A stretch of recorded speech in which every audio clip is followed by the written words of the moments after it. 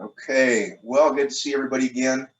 We finished up last time we were together talking about some of the God's big idea for everything, specifically relationships, and this idea of one or connection or intimacy, all those things being kind of interchangeable ideas, and really seeing that as his design intention, his design plan. We're going to continue on with that theme with some more specifics of how we can try to walk in it. So if we go with the metaphor that we're trying to identify our target, which would be oneness, so connection, intimacy.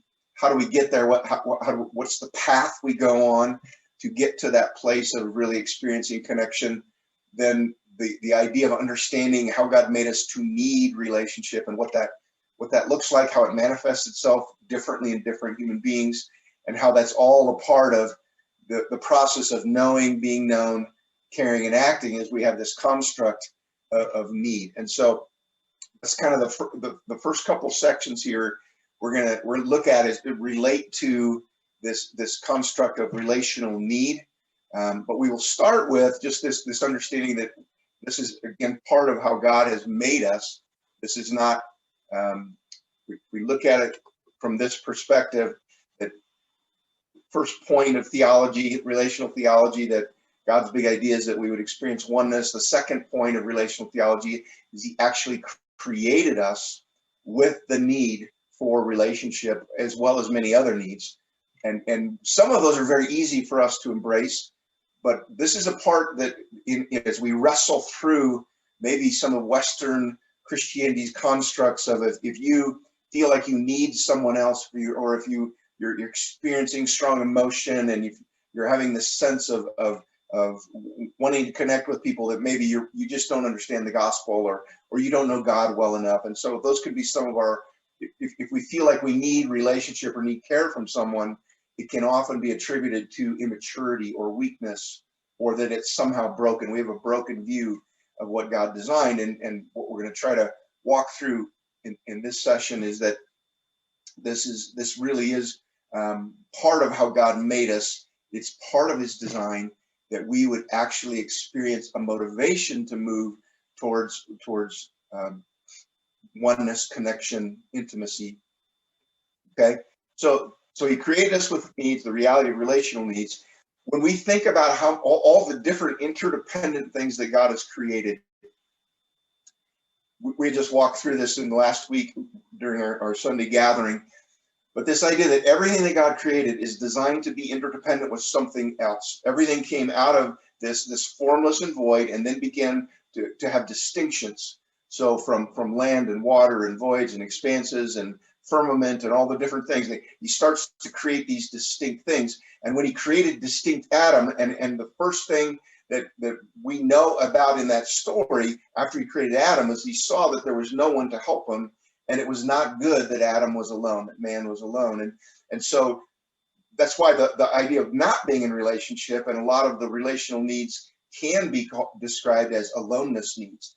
These are some of the things that we experience when we're experiencing disconnection or aloneness. And so when we think about how God made us, because of sin, we experience fallenness, but our aloneness is part of God's design.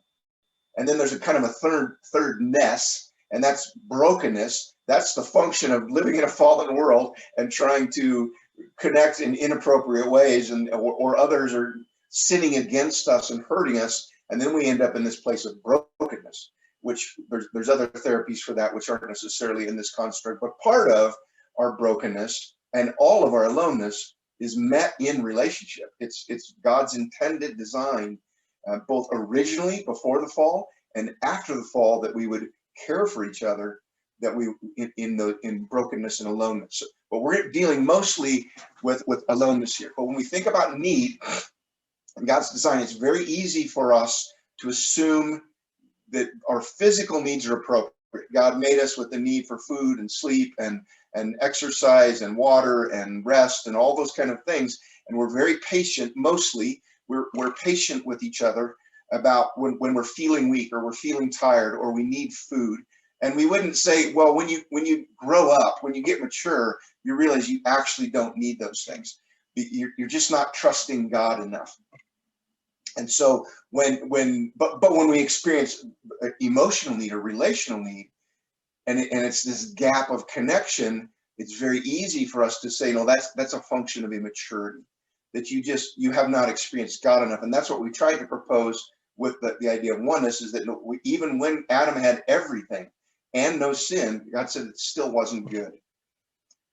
So what are we dealing with? What is broken? Well, when we have experienced aloneness, when our relational needs aren't being met, oftentimes, so it's not sin to have those needs.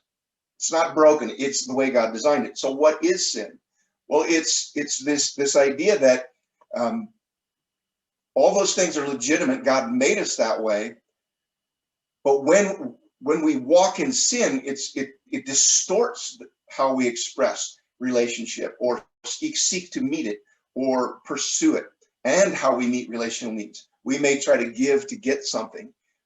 And it's really, really important to wrestle this through. And as you're teaching this, to help people understand, because this confronts most Western teaching, most of our worship music, the idea that you're all I need, you're all I need. Well, in one sense, at a macro level, that's true. God's system and his intention and his plan is all we need.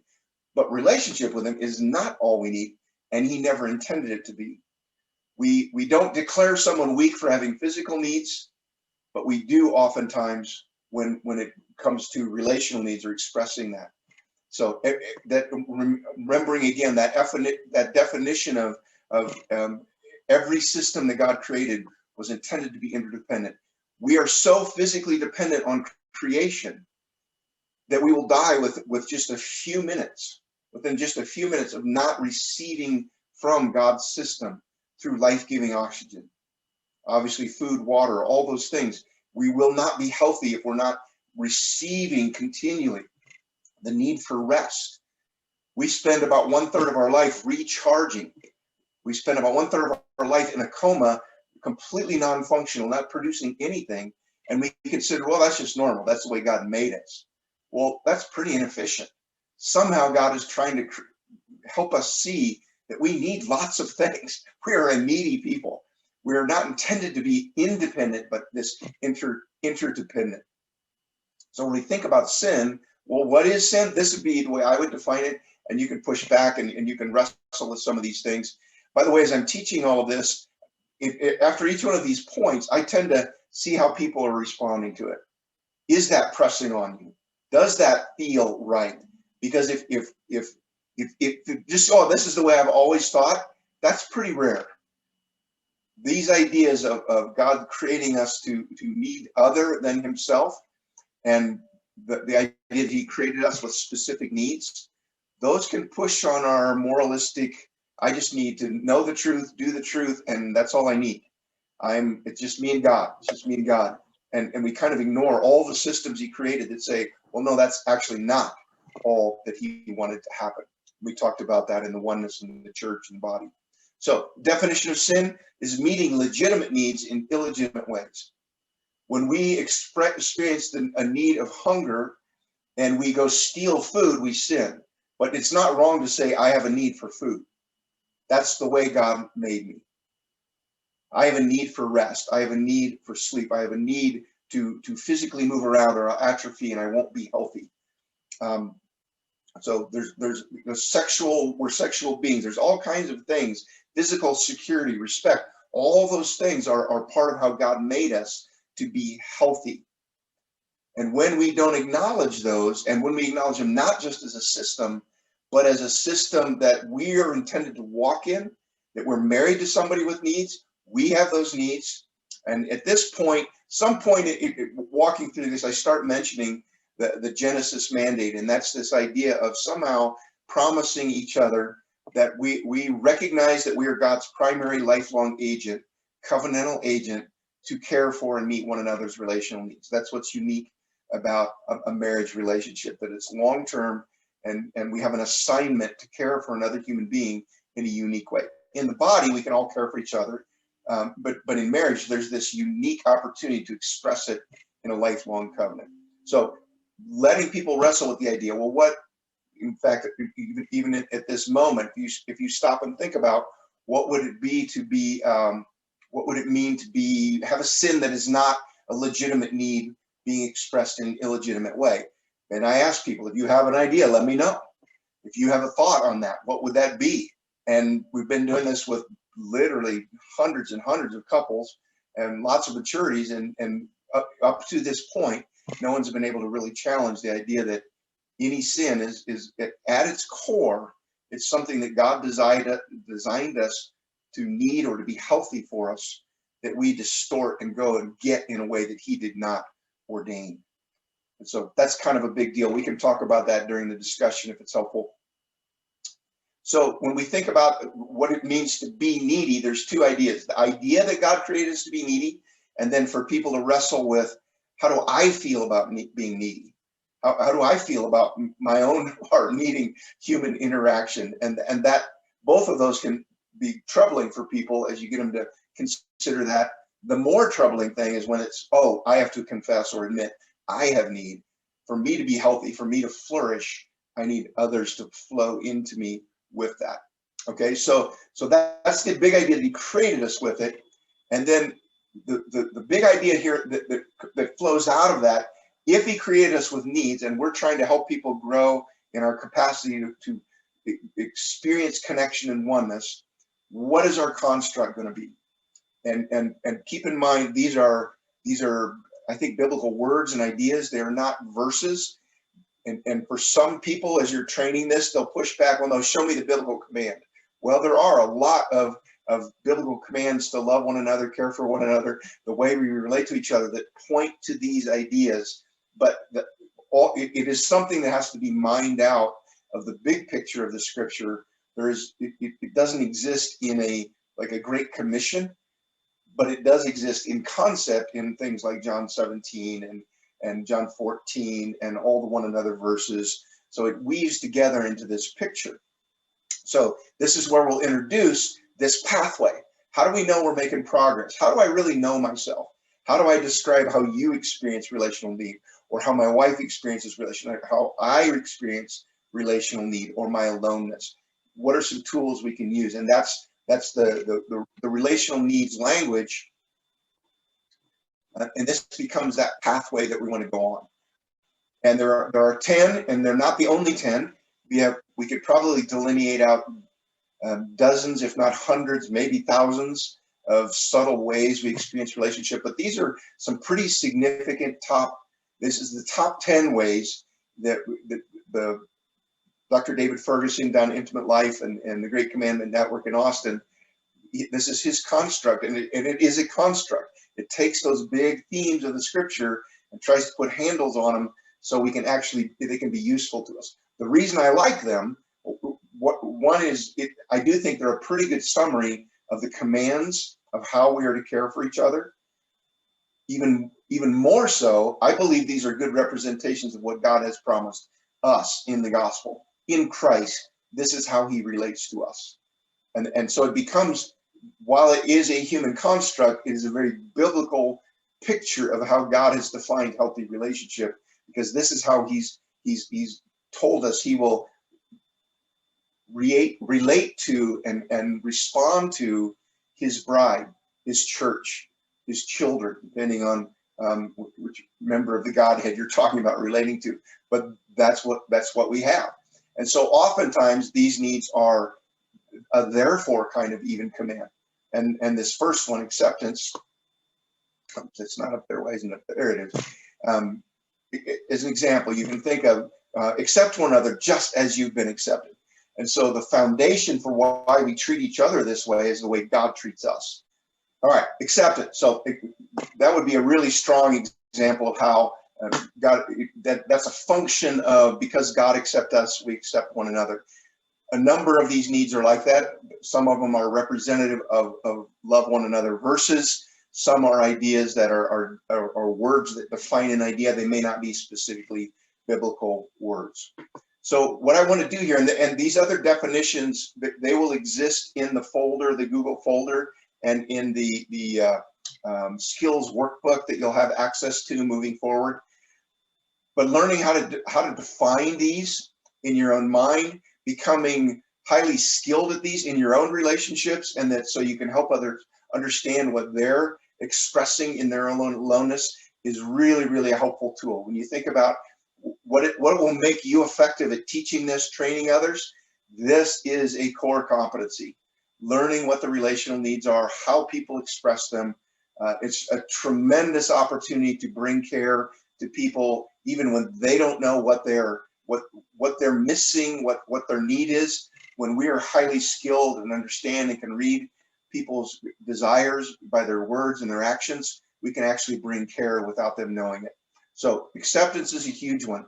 It's a big core one. What acceptance is, the definitions are important, because a lot of times we'll try to take several of these and kind of lump it into affirmation, which is more of a summary of positive feelings towards someone or being delighted in someone. These affections or these words are really, really important when we want to communicate clearly. The common language and the definitions of those words becomes very important. So this is kind of a core area to obsess a little bit about. And so acceptance is the idea that our relationship is safe. That our relationship is safe. We're not gonna break relationship because of bad behavior. And that doesn't mean we agree with the behavior or declare the behavior good. It says, I'm not going to pull away from you because of that bad behavior relationally. And that's the difference between acceptance in the biblical idea of relationship and the cultural idea. In the cultural idea, you have to declare all behaviors of equal value. Well, obviously in Scripture, we can't do that. So that's the first big idea. Acceptance. And then the idea of affection. This is the desire that we have to be delighted in, that someone cares about us. And even as husband and wife, it does not mean just the physical relationship, the sexual relationship. It's all the touches, all the looks, all the words of affection. It's everything that says by word or touch that I delight in you. Even in brotherly relationships, we can have affection. In our culture, that might be slugging each other on the arm, or other kind of masculine expressions of that we are good friends and I delight in you, and we can express some of those things that we receive as affection with one another. Sometimes that's teasing for some people. That says, okay, this is an indication that, hey, we're actually very tight and very close, and that you're telling me now with those words. And so what affection is can vary greatly. The Russian gymnast team, has very, very kiss them straight on the lips, kind of the males, and we would go, no, that's not okay in our culture. But there's lots of ways we express affection, and it is important. By the way, just out of just a side note in this, you will be shocked if you begin using this tool and watching people's assessments, how often the need for affection shows up in men, because there are so few appropriate ways in our culture for men to show affection. They can almost only always get it from their wives, and their wives don't see that as a distinct need apart from the physical sexual relationship. And so it can really get missed, and this can be a very acute need in a lot of men, and it's not related specifically to the sexual relationship. So the next one is appreciation. And there's 5 A's. There can be no acronym unless you completely change the words to make an acronym, which we are not going to do. The idea of appreciation is based on what you do. So when you say I have the need for appreciation, or that shows up on your assessments, it says I am grateful for what you did. These are things you say thank you for. Actions and words or service that someone does for you, that's appreciation. And if that's important to you, that becomes something, and this is one of my top needs, that if I'm doing something that somebody notices it, it gets very discouraging for me. This is how I experience relationship. If it seems like nobody ever notices that I'm trying to bring good. So that's appreciation. Approval, a lot of these the definitions become very important. Approval is a declaration of who you are, fundamentally what you are like, your personality, what you're good at. And approval says, I like who you are. I like who you are, which we often don't say to each other as couples. And quite frankly, many of us don't think God likes us. We don't rest in that he really likes who he made us to be. We would say he loves us, and whatever that means, whatever understanding that might be, but for us to rest in God likes who he made me to be, and my wife likes me, and I like my wife. Those are really, really important senses of friendship, and that we don't have to be someone different in order to receive relational connection. Attention is the picture of, I know what's going on in your world. I understand what you're going through. I know you and I care about you. I actually know what you're going through. And I know who you are and I care about that. That's what the idea of attention is. This is the need least likely to be desired by most people, because it just sounds awful.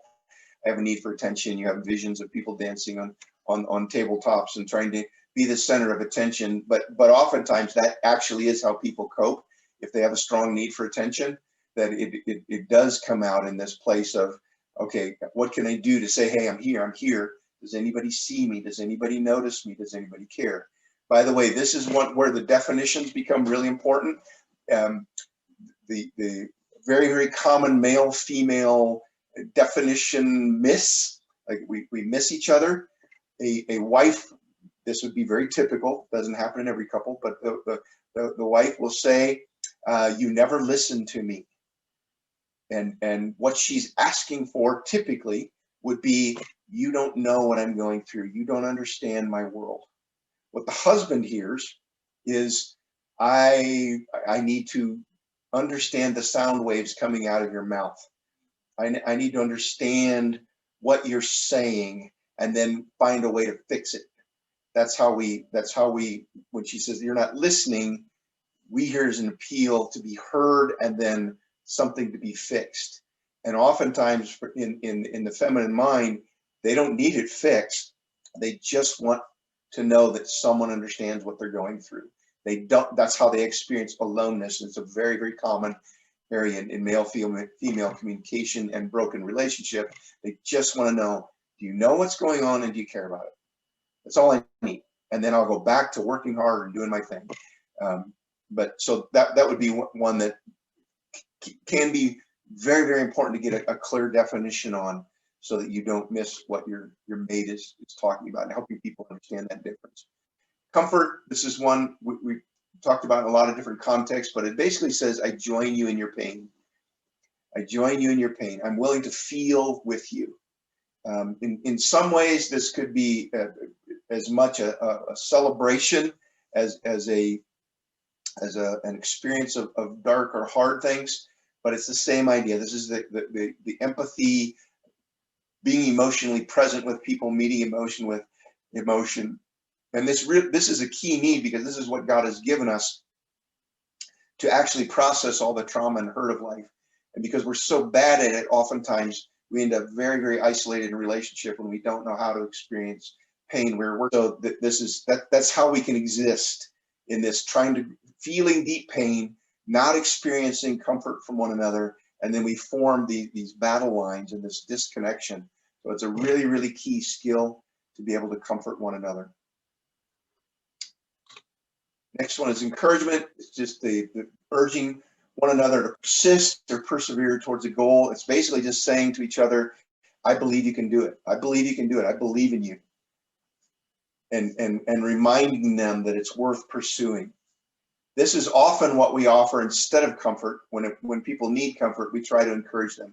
And that's what it sounds like. There's certainly an appropriate time for encouragement. We need to be reminded that we should keep pressing into challenging things.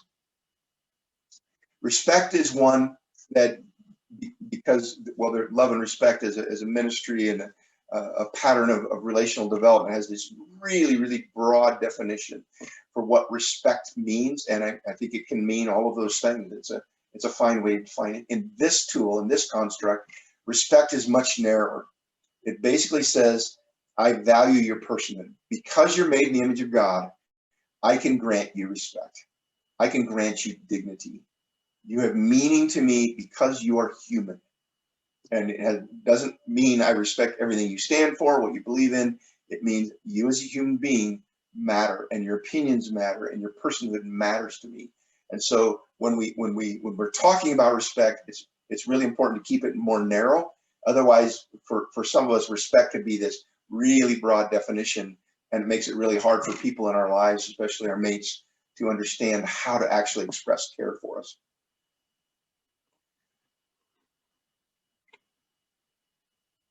Okay, security.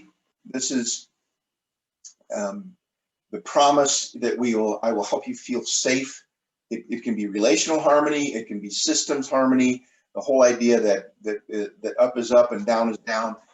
This is one of, I think, in many different relational hierarchies, this sense of safety, that I will help you feel safe. I will participate in that. Is the idea of what security, how that plays out. And we can talk more about that as we go along if there's questions, but it's either in relationship or in physical. Sometimes the number one fear, the top fear of most women, is the fear of abandonment. The top fear for most men is failure. So when we think about meeting the need of security in our wives, that would be really, really important that we understand how that manifests itself. Is it in a relational way? Is it a financial way? Is it in a way the systems of our homes are set up? So, but it's an important one to understand and to walk it out. Support is the last of the 10. It says, I will help you with your burdens. I'll come alongside and help you do those hard things. This is, again, one of my top relational needs pretty consistently. It's this idea that we're not alone when we're trying to do hard things. There's someone coming alongside and helping us with our problems, our struggles, our projects, whatever it might be. And so that is the 10 relational needs. And I'm going to show you one more slide. We won't spend a lot of time. This is the way it'll look in your booklets and in your page, where you have the left column is the word with those kind of summary phrases that we mentioned, a little bullet point definition. The last one, the one on the right, this is important for you to understand as you're trying to help people sort out what they're experiencing, how do they know. They're trying to sort out their own heart so they can be known. Those are common, unpleasant or undesirable emotions that we experience if that need is not being met. Okay, so it's just a tool. It's not perfect, it's not complete, but it's just a way to prompt, oh, I'm feeling kind of desperate here. I'm feeling lonely. I'm feeling very disconnected. Oh, well, maybe it is attention. And so it's a tool to just help discern what people are experiencing. So when we think about the idea of God created us with needs, this concept, this construct, the 10 relational needs, this is all developed by Intimate Life folks, and it's been a really helpful tool in this process for us. We want to understand these definitions are a core competency when we're, for our own lives, for our own connectedness with our own wives and relationships, but also as we're handing this to other people. It's really, really important that we begin to understand these definitions and how it works out, what it looks like in someone's life when they're experiencing that aloneness.